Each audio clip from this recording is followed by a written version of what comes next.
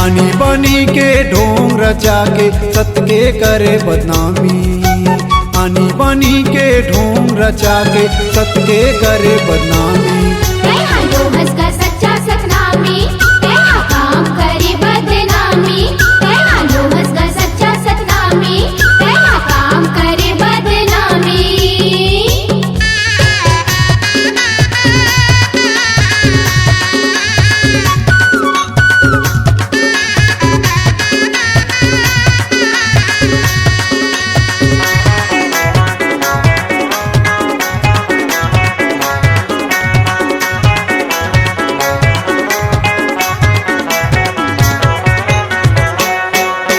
सत्य के पूजन करके तैहा पत्थर में मात नवाएगा।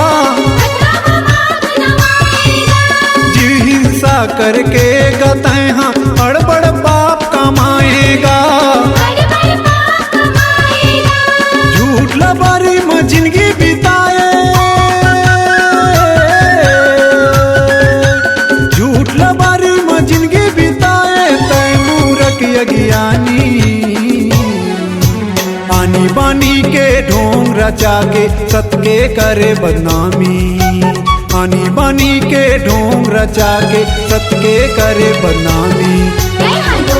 सच्चा सतनामी काम करे बदनामी। सच्चा सतनामी काम करे बदनामी।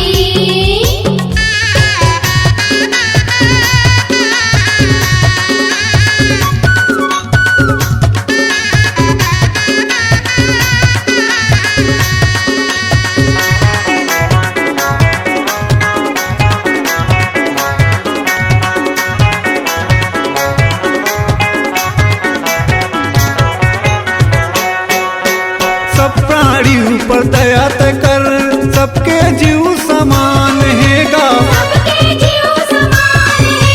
रन गनी तोर करम सुधार, यही सतनामिक पहचान हैगा। सत के रद्दा मत चल गा, सत के रद्दा मत चल गा, जन कर न मन मानी। आनी बानी के ढोंग रचा के सत के करे बदनामी। आनी बानी के ढोंग रचा के सत के करे बदनामी। सच्चा सतनामी काम करे बदनामी। सच्चा सतनामी काम करे बदनामी। गुरु के उपदेश लते नहीं माने, गुरु के उपदेश लते नहीं माने। नुहस का सच्चा सतनामी। आनी बानी के ढोंग रचा के सत के करे बदनामी। आनी बानी के ढोंग रचा के सत के करे बदनामी। सच्चा सतनामी काम करे बदनामी। सच्चा सतनामी काम करे बदनामी। C-Log Digital Recording Studio, Cordoba. Contact number 99071192115.